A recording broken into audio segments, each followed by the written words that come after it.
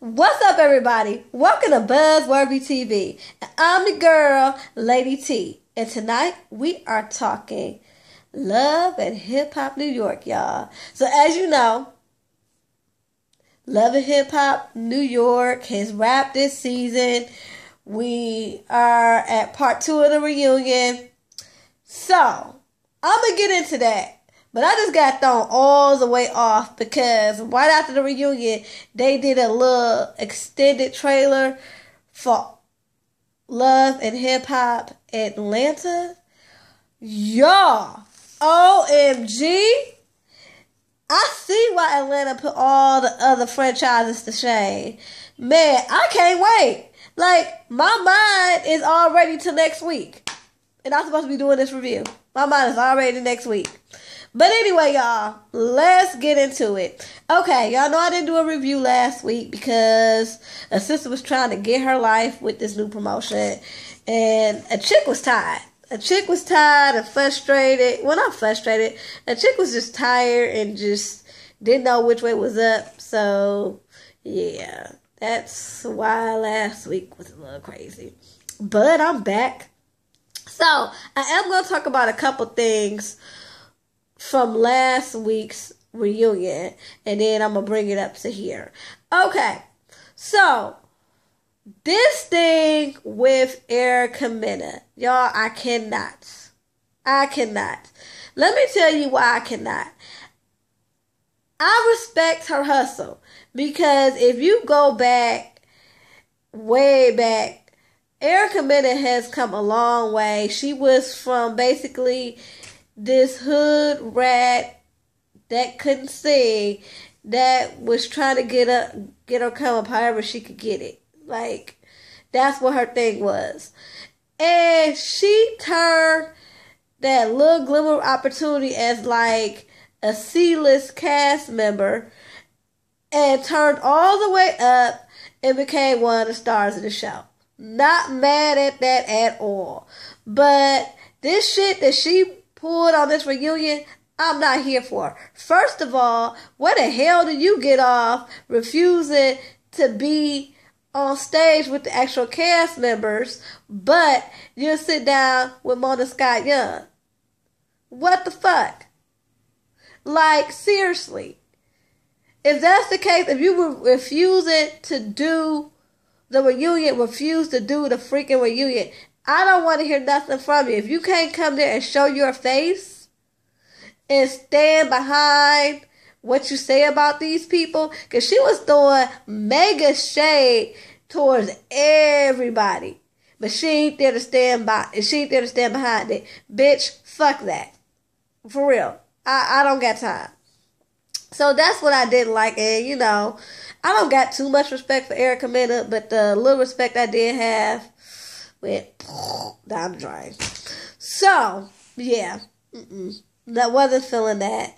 You know, it starts off with, you know, them talking about her and Sid's relationship. And the way she downplayed Sid's relationship with her, it was really disheartening because I really like them together. I like them actually together a whole lot better than Erica and Rich, because I felt like Sid was the one that could stand up to Erica and not give a fuck, you know. So the way she just kind of played her and was talking shit about her, I wasn't feeling that. And I'm glad Sid didn't really dignify that with a response. You know, she said her little 2 cents about how she felt like she used her for a storyline or whatever. But basically, Sid is focused on her new boo thing, and she really does not give a fuck. I mean, you could tell she's bothered, but she's not going to give Erica that energy. And this shit with Chrissy and Chink. Y'all, by the way, don't she remind y'all of Cruella de Vil from 101 Dalmatians? I'm trying to tell y'all, that's who she remind me of. Watching this review, so I'm watching this reunion for the past 2 weeks and looking at her, it came to me. That's who the fuck she looked like, Cruella de Vil. Anyway, she's talking about how she knows she did too much. And if she ever gets a divorce, as of right now, she's willing to take him back. And basically, he don't regret anything. He was like, she knew what it was and all that good shit. And basically, his thing was he got love for Chrissy, but he felt like she was trying to back him into a corner. And basically, he a nigga. You ain't gonna tell him what to do. He gonna do whatever he want to do when he feels like it, when he gets good and ready. And that's what he was trying to convey to her, but she trying to trap him with babies, trying to, get new apartments and just say he moving in and shit. He wasn't ready for that. And so that's basically where that left off. Then we got Rich's ass with Johnny Blaze. Basically, they're talking about how Johnny Blaze is crazy and how he not sweating that he's not managing her no more. Rich, you should be mad. Because she actually has talent. And if you could actually focus on your non-existent career as a manager, then maybe you will have some money and be able to pay your child support. So you should have cared that she's no longer going to be managed by you. She actually had talent. Yeah, she was crazy, but one hit could have put you up as that nigga, as far as like being her manager, but whatever. Anyway, then we end the show with Diamond and Cisco. Basically, her thing is that she came down there. She believed that they had this intense relationship. She believed that they had this intense relationship and that they were building the future together, and she was wrong. And, basically she felt like he played her to the left, and that's when she got with Rich because she was feeling vulnerable. And that's where part 1 left off. And I did that shit in 7 minutes and 24 seconds. That should tell y'all I wasn't about nothing. So anyway, this week, and I'm just going over the stuff that really, like I said, that's really worth talking about. Okay, so Diamond the focus picks back up with Diamond and Rich. They're talking about how they kind of hooked up, and they were talking about what happened in the bathroom, and supposedly they got exclusive audio of what happened in the bathroom. Really? Nothing. You hear them talking this shit, which is telling me that this shit is just for TV, which is what I had been saying about Diamond. Diamond, I'm not saying you a hoe. I'm not saying that you this or that as far as, what you portraying on TV. Because I don't believe it. I don't believe that's your real life. But my gripe with you is you're letting yourself be portrayed like that. You're letting yourself be portrayed as a whore. You're letting yourself be portrayed as a neglectful mother. You let yourself be portrayed as stupid, as naive, all that. That was my problem with you. I never thought that this was your reality. Not for real, for real. And I still to this day am not here for you allowing yourself to be portrayed like that. Like, all money ain't good money. I'm just saying. And I know it ain't really about money for you because your father, come on, he's Daryl Strawberry. I know you're not really hurting for money. But I'm just saying, like, come on. I know you want the fame, but it ain't worth it. So anyway, that's all what it was. And, come to find out, Rich says they never slept together. And this brings up the issue with Cisco, because Cisco is feeling some type of way. Because he is like this. Nigga, I told you that I didn't want you fucking with her. Yeah, the first time you brought it to me, I was like, yeah, nigga, I don't give a fuck. But after I straight up told you I didn't want you fucking with her, you still did it. And I got a problem with that. And we don't really know if they fucked or not. Rich said they didn't. I don't know. I really don't care because it's all foolishness to me.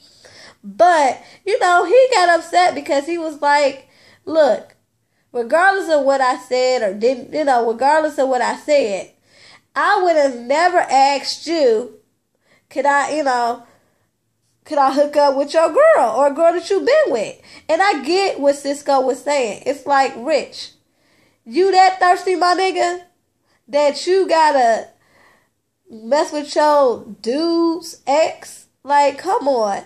Like, I thought that's what you was using your supposed management company for, to get hoes, right? Ain't that what you do?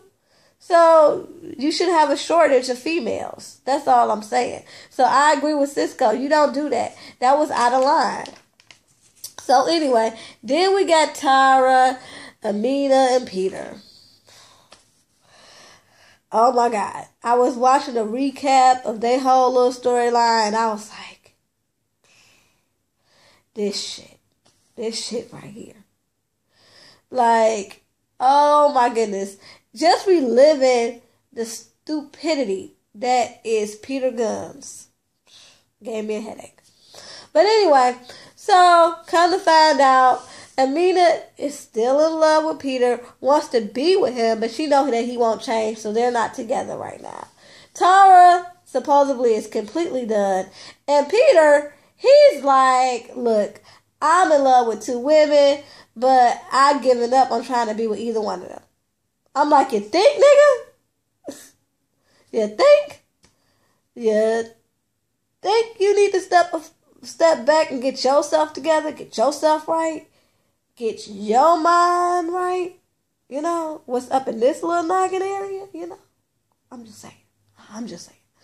So, anyway, this thing with Peter is just really, I don't know. Because to me, do he love both of them? I think he cares about them.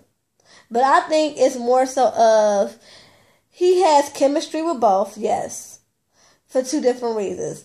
Him and Tara have that history. Him and Amina have that, they got together through the love of music. They both were vibing off each other, and then it grew into something else. I mean, I kind of get it, but I'm just saying he's stupid the way he handled it.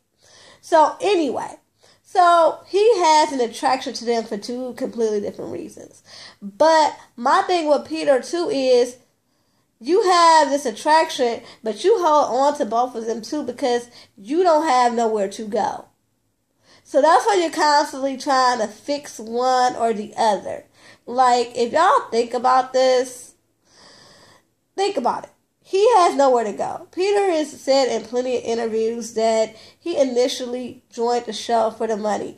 He knew he was going to get caught, so why not get paid to get caught? Because he was out here broke. He was broke. He was broke even to our standards, okay, y'all? So he was like, why not get paid for it? Okay, I get that too. But my thing is this. He don't have any money. So when one rejects him, like, when Tara was just completely adamant and not being with him, then he just had to make it work with Amina. Not because he chose Amina. No, don't get that twisted. That is not the case. He did that because he wanted to have some place to stay, and he knew that they did share a connection and a child.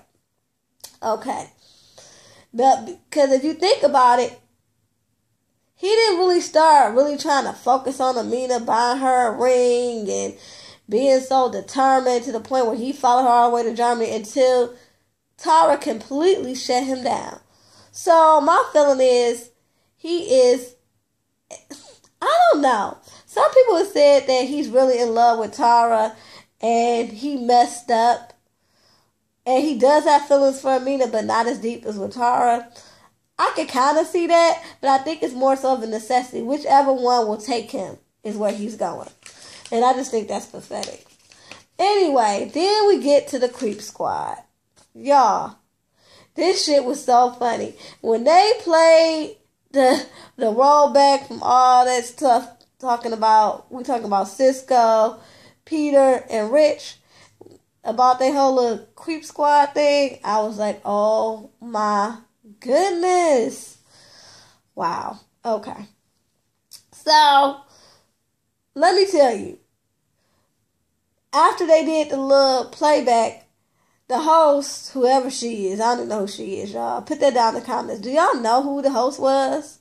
I need the Love and Hip Hop New York to step that game up, because we've had notable hosts, except for this time. We've even had an Oscar winner. Hey, Monique.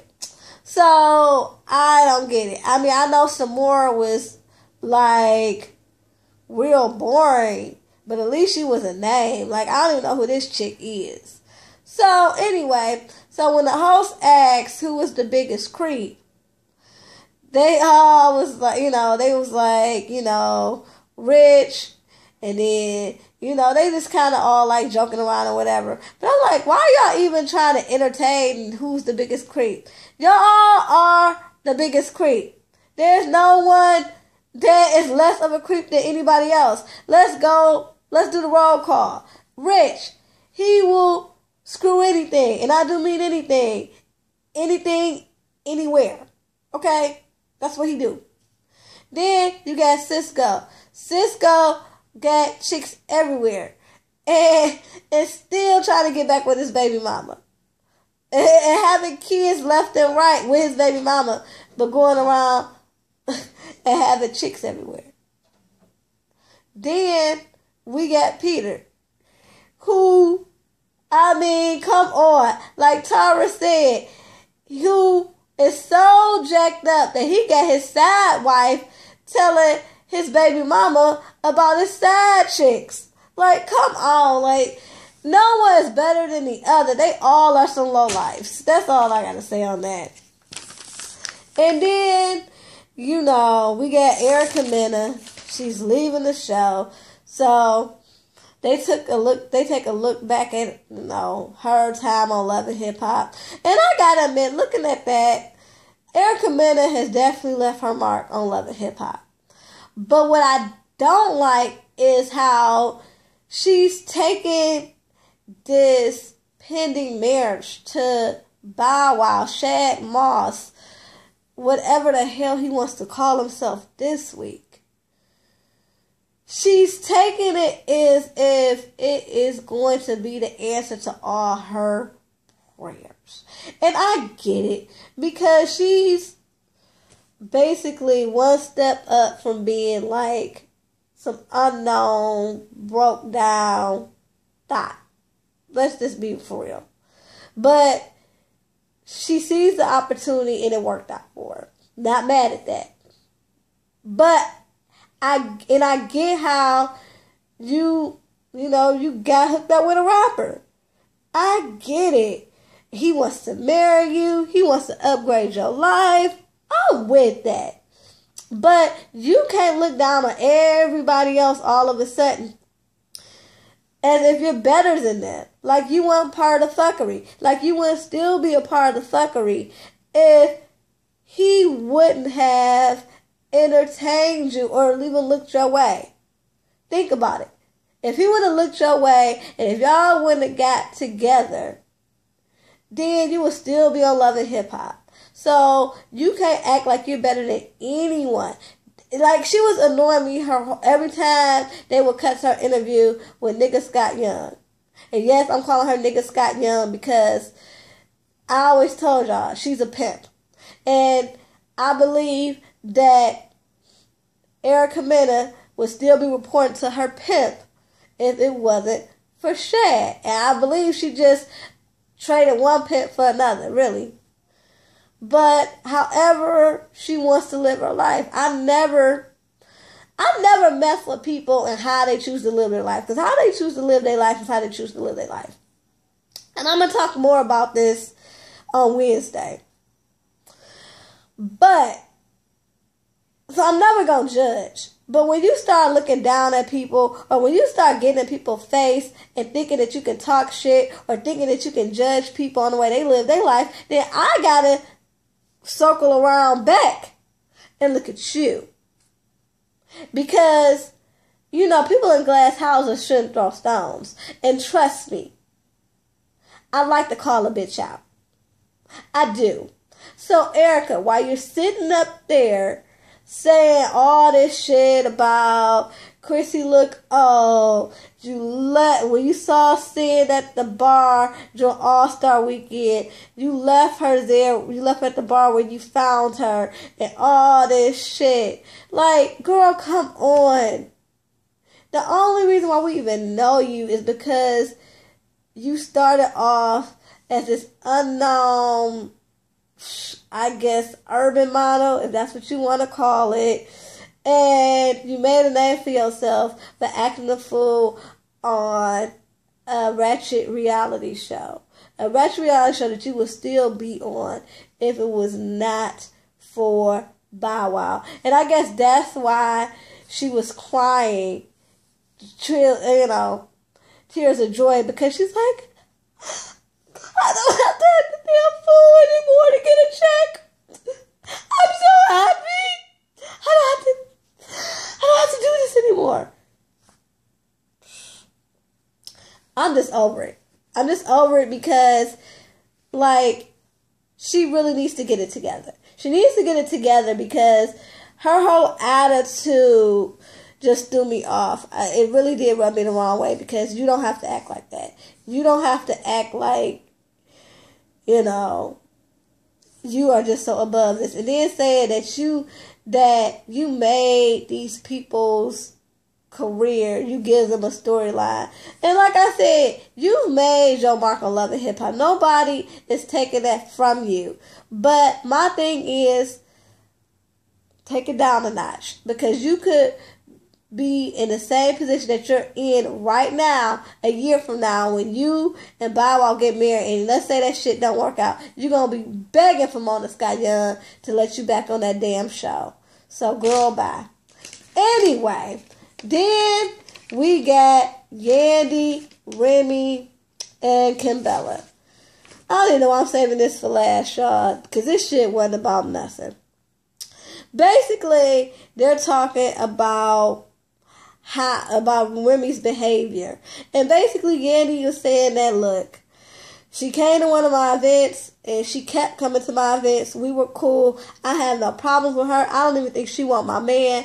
My problem is that you do not know how to respect boundaries.